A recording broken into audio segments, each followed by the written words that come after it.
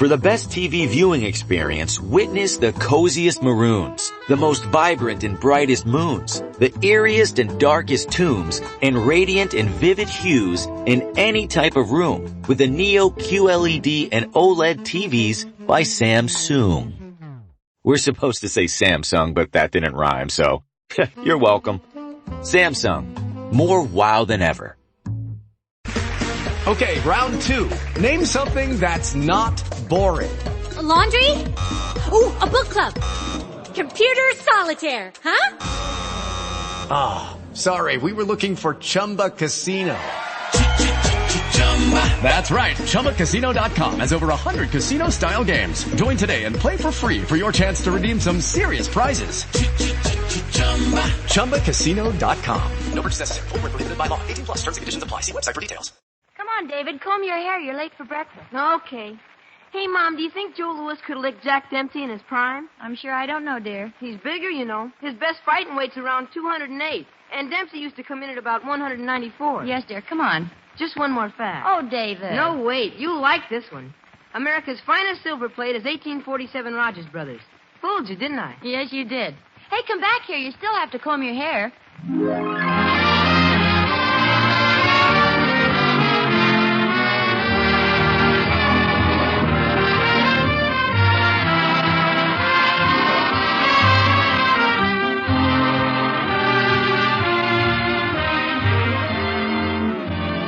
America's finest silver plate is 1847 Rogers Brothers.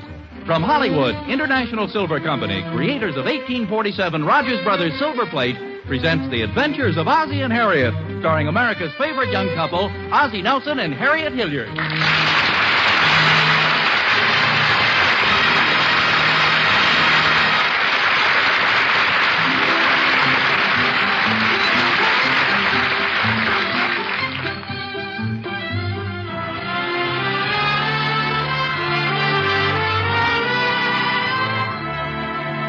As we look in at the Nelson household at 1847 Rogers Road, we move up to the second floor to the bedroom of David and Ricky. It's a nice big bedroom, lots of sunlight and very pretty wallpaper.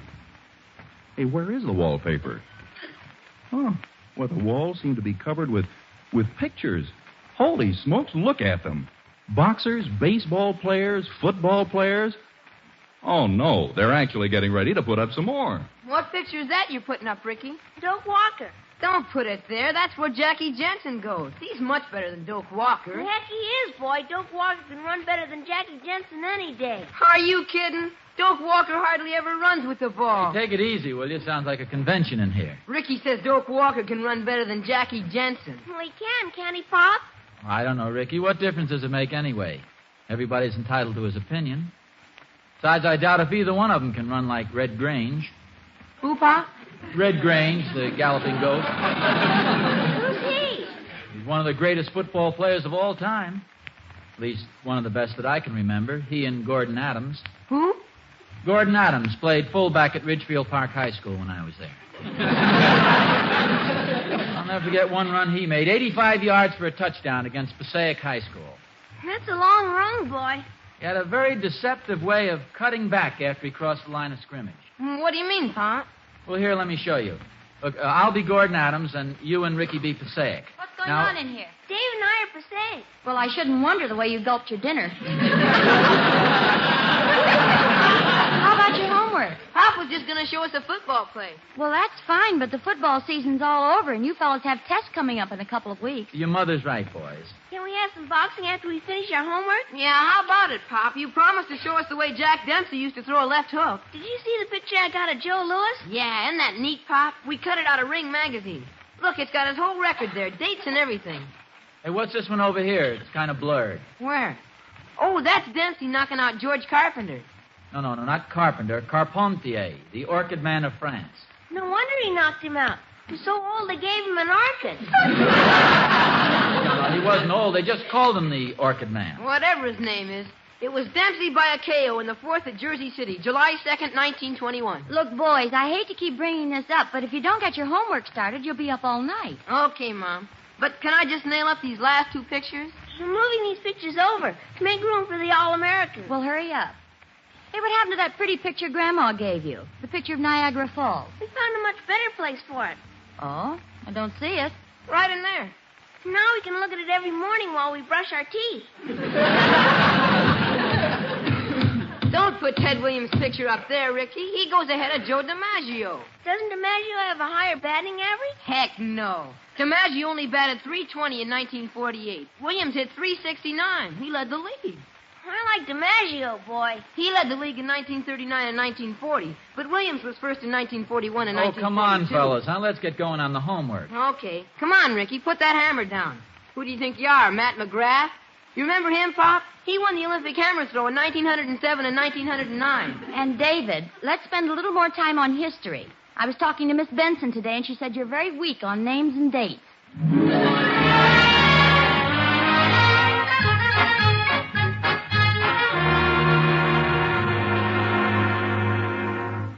What's the matter? You look worried. Oh, I suppose it's silly, but don't you think the boys are overdoing this athletic business a little? In what way? Well, did you take a good look at their room? The walls are practically covered. Every time I walk in there, I feel like I'm going to be punched, tackled, or thrown out at second base. I don't think it's anything to worry about. After all, we don't want them to grow up to be a couple of sissies. I don't think there's much chance of that. There's such a thing as overdoing it. Miss Benson was telling me about a history test that David's class had a few weeks ago. They were asked to name the 3 most important battles in American history, and David wrote Bunker Hill, Gettysburg, and Dempsey Tunney. Bunker and Hill weren't even fighters.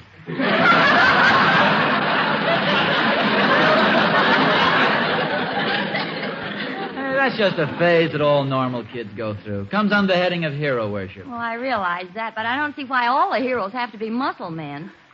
Weren't you interested in anybody else besides athletes when you were a kid? I must admit I was pretty interested in prize fighters. My mother used to give me the dickens because I pasted them all over the wall. In fact, I used to make a tour of the barber shops and pick up all the old copies of the Police Gazette so I could cut out the pictures of the fighters. Then I got to pasting up some of the other pictures, and my mother made me go back to the fighters. Well,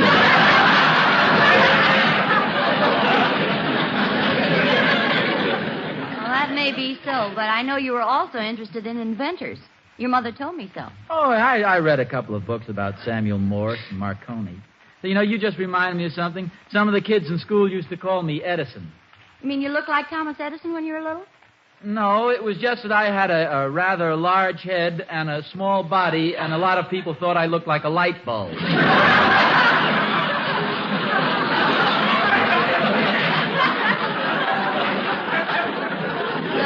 Athletics as well as anybody, but I certainly think it might be a good idea to let the boys know that there are other things in life. See, I have an idea. Why don't I, the father, representing the physical, continue along the athletic line, and you, the mother, representing the intellectual, encourage the more serious phases? Oh, no, it wouldn't work, dear. You're the one they pay attention to. You have so much more influence on them.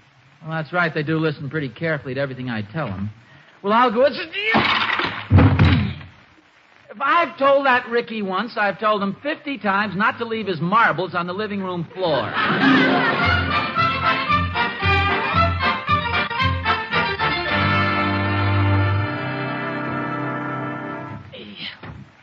Hi, Oz. Hey, look out, Thorny. Don't stand in the way, will you? These ashes are heavy. You dropped a clinker, Oz. Look, if you're going to stand around here, give me a hand, will you? Gladly.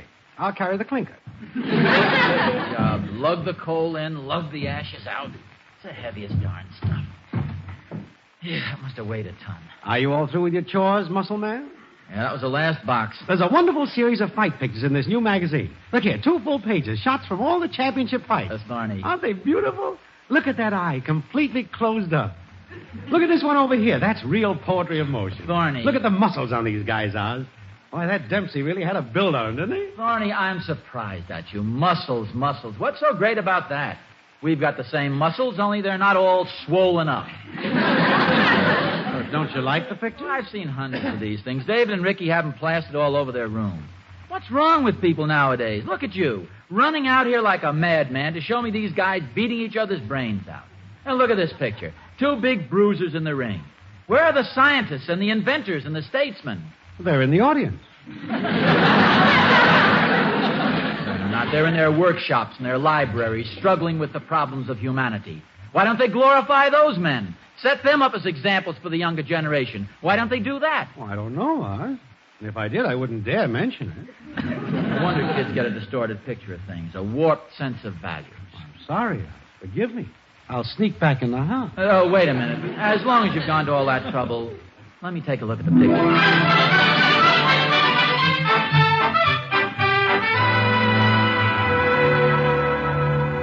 Harriet. Yes, dear? I've been thinking about the boys in our discussion, and I think I have an idea. That is, if you still think they're overboard on this athletic business. Overboard's putting it mildly. Ricky finished his cereal first, and David jumped over the breakfast table to congratulate him. What's your idea? You remember that book of biographies that we had, famous Americans? Uh-huh, it's up there on the shelf. Well, my idea is to approach this thing intelligently, psychologically. Instead of telling the boys to stop admiring the athletes, I'm going to very tactfully introduce a new set of heroes.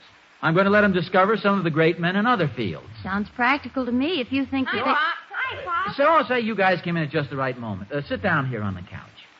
I just thought of a very interesting book that I'd like you to look at. What are they, fight pictures? No, a lot more interesting than that.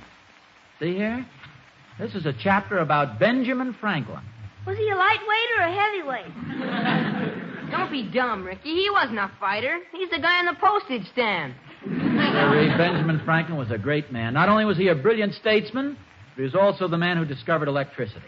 Sure, he's the one who flew the kite in a thunderstorm. That's right, the whole story of his life is right here. Very exciting. Sir, these men were real heroes. Oh, it's all right to be able to hit a baseball, but where would baseball be if somebody didn't invent the ball?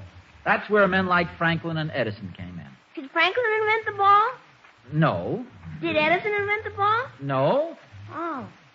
You can read the book first, David. No, don't be so hasty, Ricky. Let me show you some of these pictures.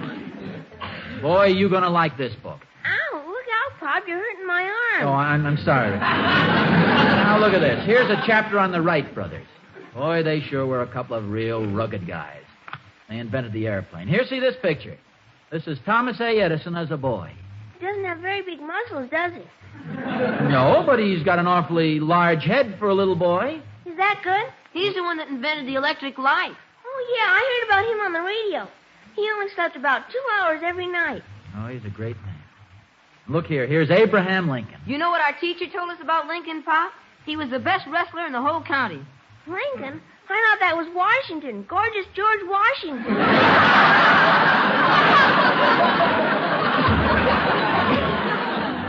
Lincoln was one of the greatest men that ever lived. Was he before your time, Pop? Oh, dopey. He was even before Grandma's time. You know something, Pop? I'll bet Lincoln was a good basketball player. He's tall and thin. Well, I'll tell you this much. Lincoln was one of the greatest men that ever lived. Like, here he is as a boy, splitting rails. Was he smarter than you, Pop? Oh, yes, much smarter. That is, it's hard to compare. He didn't have to go to school, did he, Pop? Did you ever split rails, Pop? Well, when I was at scout camp, I used to chop up kindling wood, and you've seen me unwrap the Presto logs. Just think. Thomas Edison only slept 2 hours a night.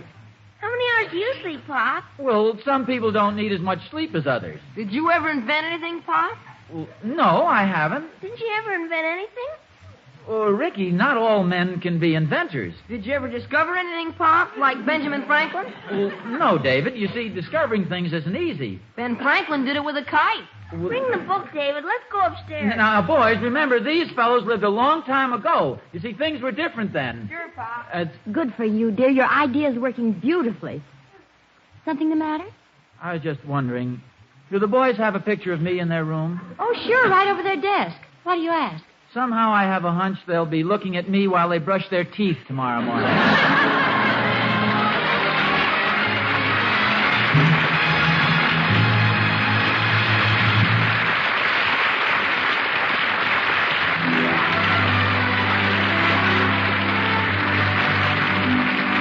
You know, when Ozzie was telling the boys about Edison, Franklin, and the Wright brothers, I got to thinking about something. About the men whose genius and ideals have done so much in a cultural way to make our homes better, happier places to live. Way back in the year 1847, for example, the three Rogers brothers brought to the women of America a new and wondrous thing: forks, knives, and spoons made of shining, beautiful silver plate. American tables took on a new loveliness. Entertaining had a new dignity and elegance it never had before. And through the 102 years that have followed, the beautiful silver plate made by 1847 Rogers Brothers has been owned and loved by more women than any other silverware. The traditions and standards of workmanship set up by those first creators have made it the finest silverware in America.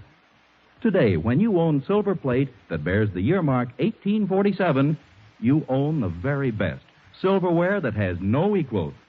You'll see that for yourselves when you see 1847 at your dealers tomorrow. Make it a date, won't you? Tomorrow, see 1847, the finest silver plate in America.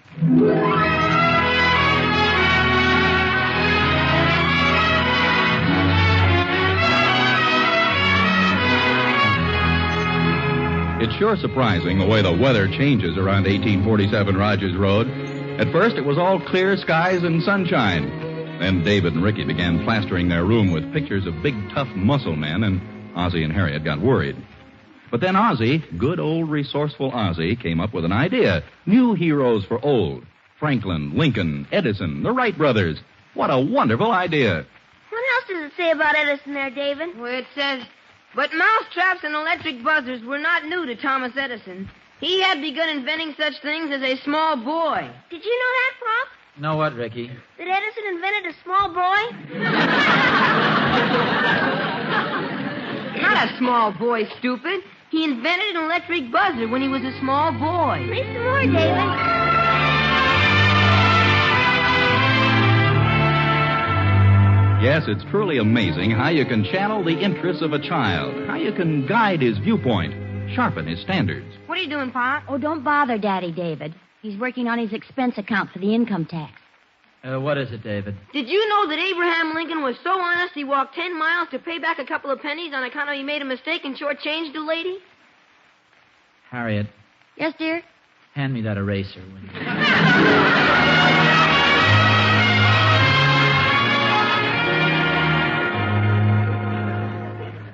Look at this picture, Pop. Teddy Roosevelt shooting a lion. Did you ever shoot a wild animal, Pop? No, not exactly. Once when I was a boy on my grandfather's farm, they sent me out to kill a turkey. Did you kill him? No, as a matter of fact, we became very good friends.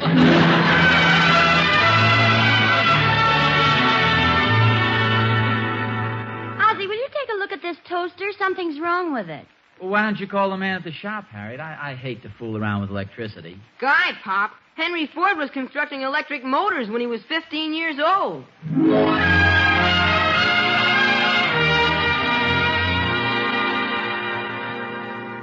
You know, I'm not sure that this idea of mine was so clever after all, Harriet. But the boys seem to be very interested. Oh, they're interested, all right. It's just that compared to Lincoln, Edison, Jefferson, Daniel Webster, and all the rest, I look pretty silly. Oh, Ozzie, it's ridiculous. You're just sensitive. No, I'm not. At least I can throw a baseball and kick a football and dive in the lake without making a belly flop. But this other stuff... I think you're just being sensitive. No, I'm not. I can tell by the expressions on their faces. I'm suddenly realizing that Pop isn't the great guy they thought he was. Oh, Ozzie, that's silly. Silly nothing. You should see the way they look at me. That hurt, betrayed look in their eyes. As much as to say, you've been kidding us all this time, you fraud. Oh, you're just imagining things, dear. No. Pop, will you help me with my arithmetic? Arithmetic? Oh, well, sure, son. Come on, we'll sit down here at the table. Get some paper, will you, Harriet? Sit right down, Ricky. Pop, you're tearing my shirt. Oh, son. What are you doing, Ricky? Pop's going to help me with my arithmetic. Oh, no, he can't do that. Yes, he can. Quit pulling on me, David. You ought to be ashamed of yourself, asking Pop to help you. What's wrong with that, David? Daddy wants to help him. But you don't understand, Mom. I'm sure I can do it, David. He's only in the 3rd grade.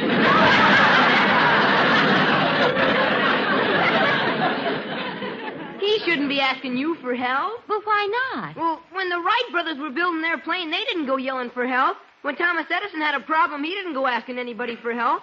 Those guys figured out their own problems, didn't they, Mom? Well, I believe they did. Yeah, but look at it this way, fellas. They might have solved their problems a lot quicker if they'd had somebody like a father to help them. That's right, A they dear might old have. Dad. We better not take any chances. Would you like to use some of my good paper, Ricky? No, thanks. I've got some paper. How about using my new fountain pen? That's okay. I've got a pencil here. Benjamin Franklin wrote with a goose feather. Did you ever write with a goose feather, Pop? No, goose feathers disappeared a long time ago. I saw a goose at the farmer's market. He was still wearing them.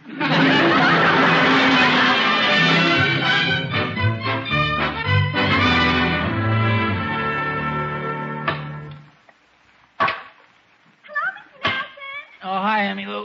Better stand back a little. Goodness, Mr. Nelson, the way you're chopping that wood so viciously. Are you mad at somebody? No, I have a lot of things on my mind. I thought it might help me think if I cut up some wood. Very relaxing. I saw David and Ricky at the library day looking in the biographies. It must make you happy, Mr. Nelson, seeing the boys take such an interest in their studies. Well, it's not really part of their studies. See, they were letting their hero worship go a little too far with the athletes and the sports stars. So I turned their interest to some of the great men of history. Edison, Franklin, Lincoln, Washington, the Wright brothers. Oh, so that's what you're so mad about. Who said I'm mad about anything? I see it all now. The ghosts of these famous men are rearing their heads between you and the boys. No. Thomas Edison, the great inventor, the genius, rises in your living room in all his brilliance. And there's Calhoun, and there's Henry Clay, and Thomas Jefferson, and Abe Lincoln, and George Washington, and Samuel Morse, and there's Marconi, and there's Benjamin Franklin. And there you are. Oh, Mr. Nelson, what a comparison. You seem so small, so insignificant. I've been sick.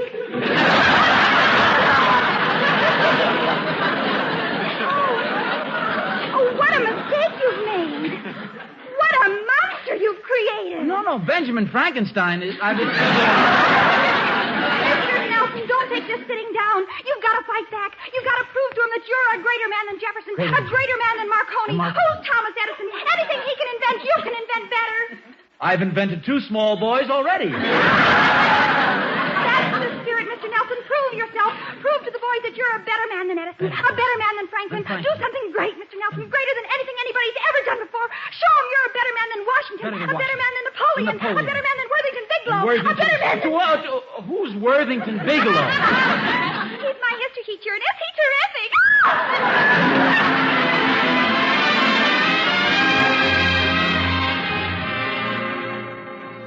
What in the world are you doing there? Harriet, I've just got to do something big, something scientific, something important to reinstate myself with the boys. What's all this mess? I'm building a model airplane. Not just an ordinary one, but the greatest model airplane the world has ever known. Before you go, would you just get hold of my arm? That's it. And now pull. What in the world? It's this darn glue. My hands are stuck together.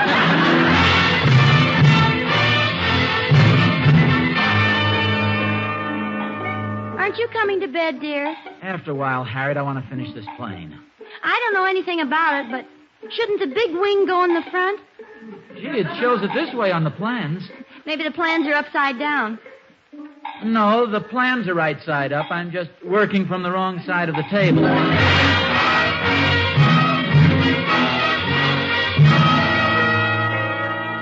Ozzie, it's almost daylight. Aren't you coming to bed? I'm almost finished. Take a look at this and see how you like it so far. Not now, dear. I'm too tired to open my eyes. Coward. Fasten the wire B at right angles.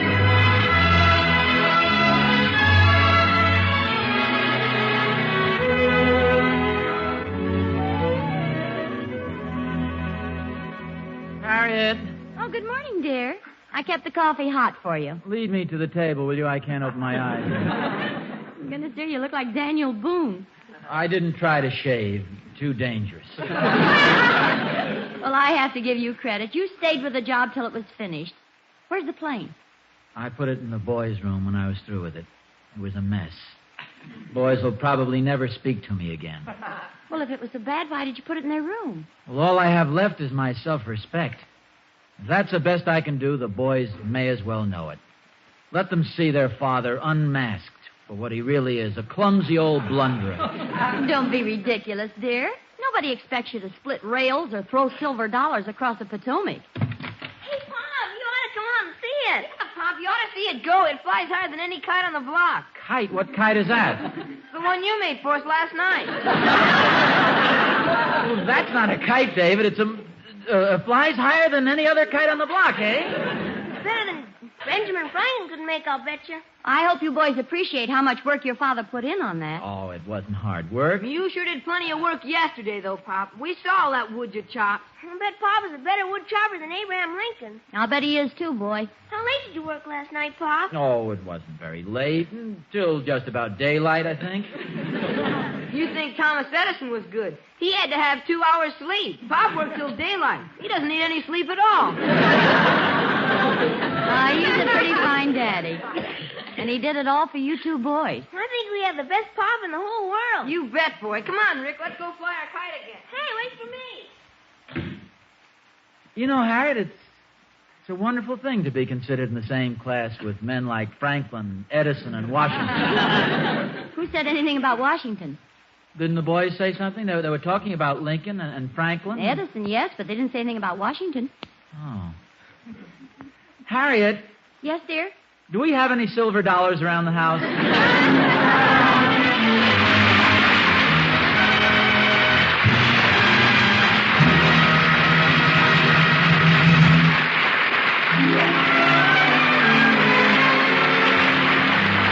Gosh, I'm sure glad things turned out this way, but I was getting kind of worried when David and Ricky started comparing Ozzie to all those men in history. But he stood up pretty well, after all. I know something else that stands up pretty well, Mr. Smith. And that's the new set of 1847 Rogers Brothers that I bought at Mr. Jonathan's silverware store last week. Hey, do you have a new set of 1847? Oh, I certainly do. And before I bought it, I made a really thorough little comparison study, too. And you know, everything you say about 1847 is true. It really is the finest silver plate. Did you ever see any other that was designed so imaginatively or executed so beautifully? Why, those 4 lovely 1847 patterns, Adoration, First Love, Eternally Yours, and Remembrance, are designed to fit every woman's taste, every individual scheme of decoration. Oh, the one I chose could have been made just for me alone. And the pattern ornament certainly is more highly raised and more deeply carved. 1847 Rogers Brothers really does have a solid silver look. And when you consider that 1847 is so outstanding in design and yet so reasonable in price, you've really got something, haven't you? Why, 1847 prices actually haven't gone up since 1944. I couldn't be happier about my set of 1847. Oh, gracious, I know I've got the best there is, and that means a lot. Yes, every woman who wants the best for her table ought to take a look at 1847 right away. It's the finest silver plate in America, the one and only 1847 Rogers Brothers.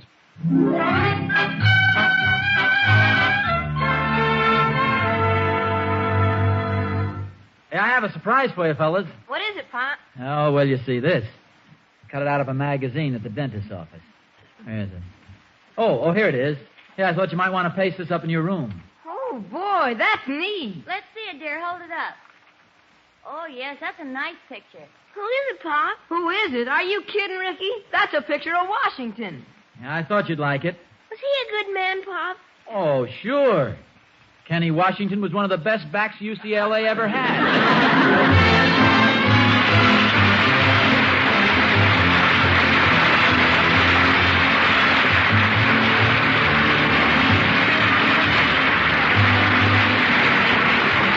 Tune in again next week to another adventure of Ozzie and Harriet, starring Ozzie Nelson and Harriet Hilliard. And remember, America's finest silver plate is 1847 Rogers Brothers. Yes, Harriet, America's finest silver plate is 1847 Rogers Brothers.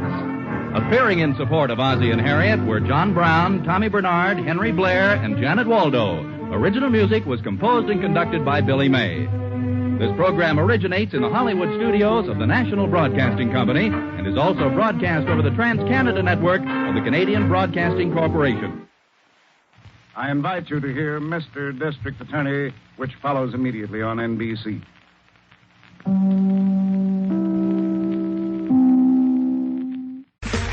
Okay, round 2.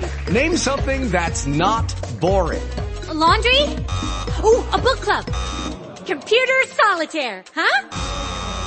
Ah, sorry, we were looking for Chumba Casino.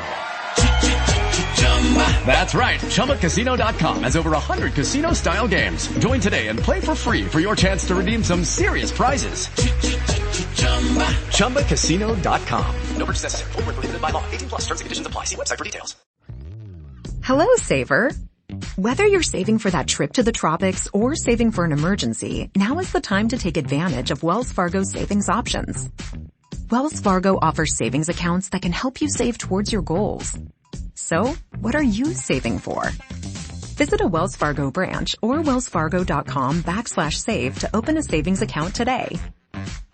Wells Fargo Bank, N.A., member FDIC.